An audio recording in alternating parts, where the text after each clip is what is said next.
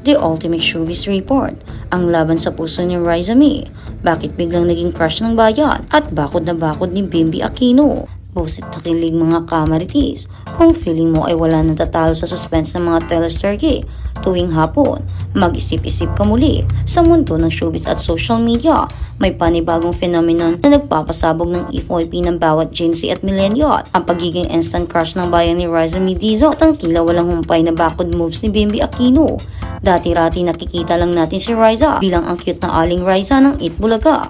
Pero simula nang maging visible at vocal si Bimby sa kanyang paghanga at pag-aalaga kay Riza May, biglang nag-shift ang perspective ng buong bansa.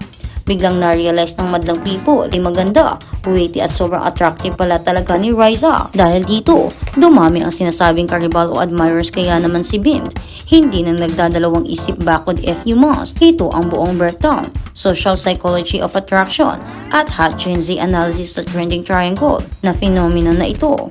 The phenomenon, bakit biglang naging crush ng bayan si Riza May? Hindi naman bago na maganda at talented si Riza May Dizon. Pero bakit tila nagkaroon ng Riza May glow up and craze era kasabay ng paglitaw ni Bimby Aquino? Cute at witty na Itbulaga baby, public praise, high profile attention at soft gestures, grow up icon, glow up ang ganda at attractive pala talaga, certified crush ng bayan with multiple suitors and admirers. The social proof effect, isang psychology attraction ay may tinatawag na pre-selection social proof. Kapag isang katulad ni Bimby Aquino na nagmula sa isa sa pinaka-prominenteng pamilya sa bansa, matangkad, gentleman at well-spoken ay nagpakita ng sobrang paghanga at pag-aalaga sa isang babae. Napapalingon ang lahat. Nare-realize ng netizens na ang charisma ni Riza ay hindi lang pang komedy.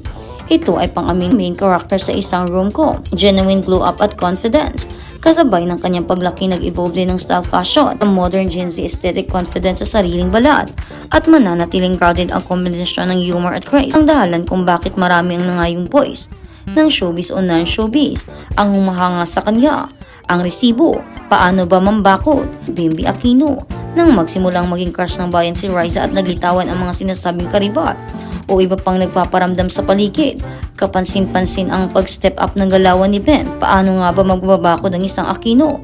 Constant proximity, laging nandoon. Mula sa guestings, bonding moments hanggang sa behind the scenes ng mga shows, tinityak ni Bimby na nandoon siya para maging anchor o kasama ni Riza. Attentive eye contact and presence, hindi niya hinahayaan na maago ng iba ang focus tuwing magkasama sila.